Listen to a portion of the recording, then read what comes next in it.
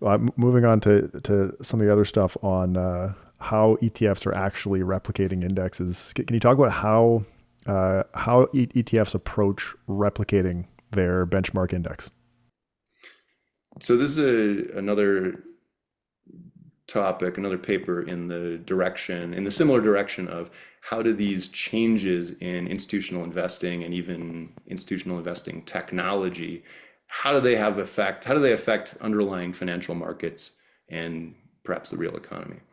So this paper starts with, really a thought experiment, right? If I hand you, Ben, $1 billion and I say, okay, go replicate the total US market index, you are probably not going to go out and lift every single offer on every single stock and just hit the buy button repeatedly, right? Because you're going to, bang the market in the wrong direction. You're going to get terrible execution, right? Many of the members of your target index are tiny stocks with very low index weights, and they're highly illiquid. And after 1 second of thought, you realize, okay, I could safely omit those. As a matter of fact, nowadays, you could get about 25% of the index by buying the magnificent seven giant tech stocks because they're so huge, right?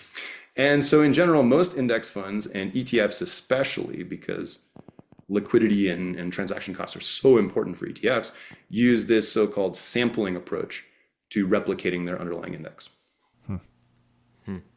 And how do ETFs that sample decide which securities to include in their sampling basket? So this is a case of where my former student, Da Wang, who I mentioned, great guy, he and I were literally like, let's write down a simple model of like if we were trying to solve that problem and just see what comes out, because out of sheer intellectual curiosity, you know? And it turns out that, this is pretty close to what fund managers actually do, at least to a first approximation. They're probably much more sophisticated. But they are laser focused on the trade-off between tracking error and transaction costs. They want to minimize both, but you can't set one to zero without blowing the other one out, as we just said. And it turns out you want to pick stocks that have a high weight in the index. It's kind of obvious. You want to pick stocks that have a high correlation with the index, a high beta to the index, because you're kind of getting a 2-for-1 there, right?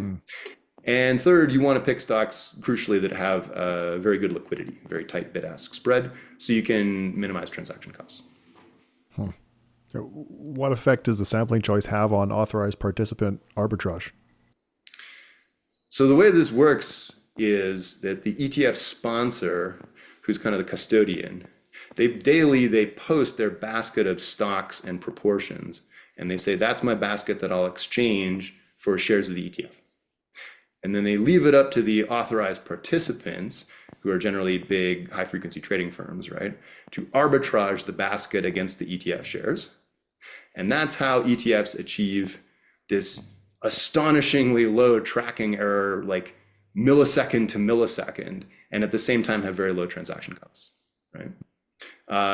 If the basket consists only of the very large liquid stocks, that's where the APs are going to go to trade. And if the basket omits that left tail of the many small illiquid stocks, then trading in the ETF is not going to prompt any trading in those small illiquid stocks as a result. Interesting. And how does increased AP or authorized participant arbitrage in the most liquid stocks affect market correlation and market quality? So we find that it consumes liquidity and makes liquidity worse in those stocks. And it leads to higher intraday volatility of the prices and a higher correlation with the market as a whole. And how does that compare to illiquid stocks? So in illiquid stocks, we find either no effects at all, which is intuitive, or potentially, or in some cases, small opposite effects to what you find in the large liquid stocks. And that could be because trading activity as a whole is kind of reallocated and tilted out of those stocks and into the ETFs and the large liquid stocks. As we said, ETFs are a wonderful passive investing creation, which are chiefly used by people to day trade on an active basis all day long. Yeah. So what are the implications of your findings for index ETF investors?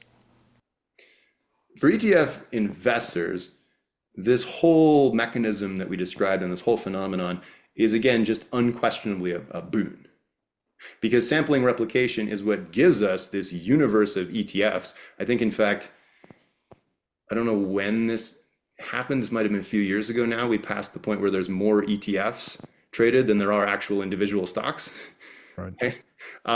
So you have this universe of ETFs with perfect liquidity and perfect millisecond tracking error on demand, and sampling replication is a big part of that. What about the implications for financial markets, more broadly speaking? For financial markets, it's much more of a question and much more nuanced, right? So a huge part of trading activity is now in ETFs. Most trading and indeed most price discovery nowadays is happening in ETFs, not in individual stocks, for example, right? In individual stocks, especially in times of market disruption or crisis, you increasingly see mile-wide bid-ask spreads, severe illiquidity, and stale prices. And the illiquidity and the stale pricing in individual assets, especially those that were already the smallest and least liquid, is potentially a concern for the long-term function of the markets, I would say.